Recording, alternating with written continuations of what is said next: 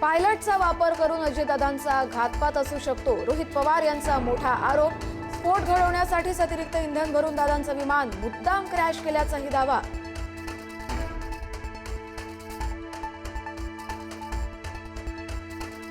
पायलटची कौटुंबिक स्थिती चांगली नव्हती, खर्चही खूप जास्त होते. त्यामुळे पैशांसाठी पायलटला घातपातासाठी ब्लॅकमेल केलं असावं का? रोहित पवार यांच्याकडून संशय व्यक्त.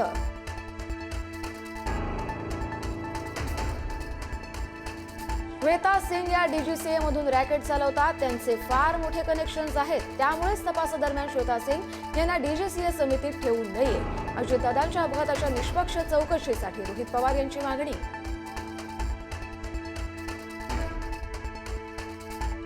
तेलुगू देसम पक्षाचे व्हीएसआर विमान कंपनीशी संबंध. रोहित पवार यांचे आरोप. त्यामुळे केंद्रीय नागरी उड्डाण मंत्री राममोहन नायडू यांनी राजीनामा द्यावा. रोहित पवार यांची मोठी मागणी.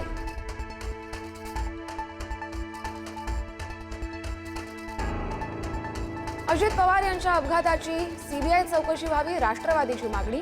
सुनेत्रा पवार यांचं मुख्यमंत्र्यांना निवेदन. फडणवीस अमित शहांना पाठवणार सीबीआय चौकशी प्रकरणी पत्र.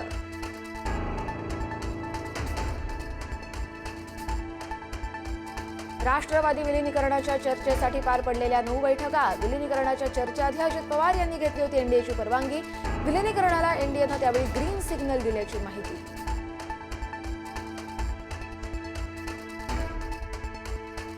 अल्पसंख्याक विभागाचे उपसचिव मिलिंद शिनॉय यांची बदली. अजितदादांच्या निधनादिवशीच अल्पसंख्याक प्रमाणपत्रांच्या वाटपाप्रकरणी पहिली कारवाई. प्रकरणाची आणखी सखोल चौकशी करून कारवाई होणार.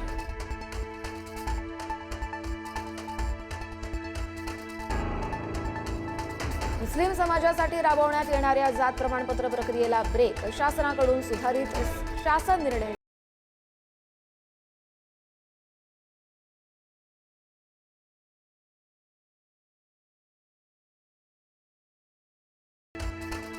जिल्हा परिषदेनंतर आता ग्रामपंचायतींच्या निवडणुकांचं बिगुल वाजणार. निवडणुकांसाठी राज्य शासनाकडून प्रभाग रचनेचा अधिकृत कार्यक्रम जाहीर. 20 फेब्रुवारीपासून प्रभाग रचनेचं काम सुरू होणार.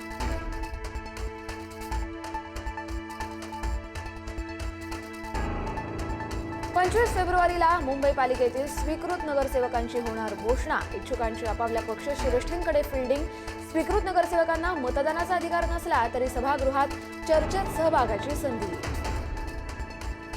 शिकूया एआयची क्रांती. चला करूया MSCIT.